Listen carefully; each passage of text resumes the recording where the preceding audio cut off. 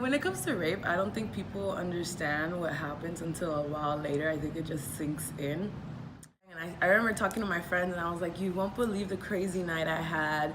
And you can't believe, oh my God, I embarrassed myself so much. It sounded like typical college shit. But I think it resonated on other people before it resonated on me, because I would tell the story and then they would just be like, I'm so sorry. I'd be like, what do you mean? Like, it was just a crazy night. I think, society conditions you to kind of like disregard men's actions a lot. I feel like the way women are conditioned all their life, it's kind of you're preparing to be sexually assaulted. So I always knew about the resources. I always knew what not to wear, what to do.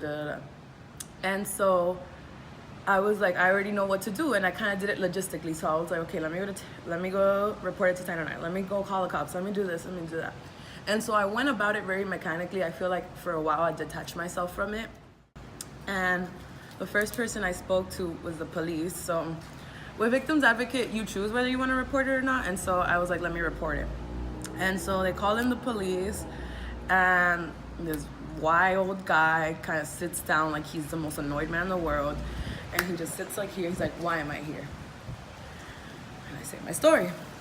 And he was like, how much did you drink? Then I tell him everything, and then he goes like, well, what makes you think you got raped? And I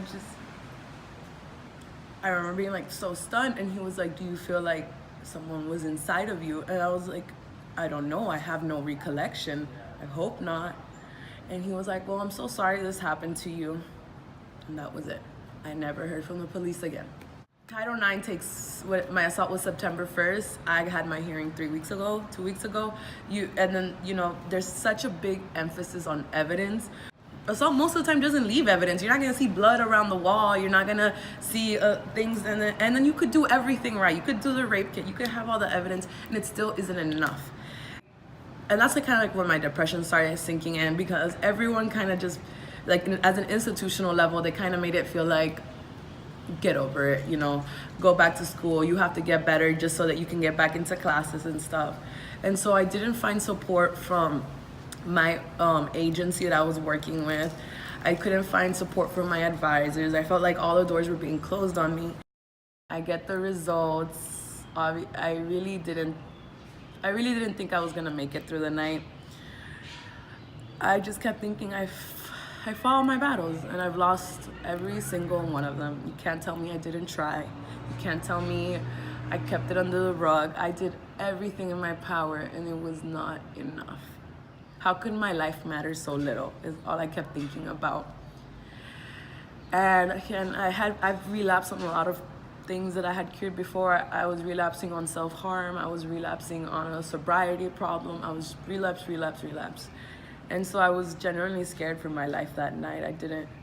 I was scared to be alone. I don't know if people realize that, but my post was kind of almost a suicide note. Like, I was like, before I leave, this is my last battle.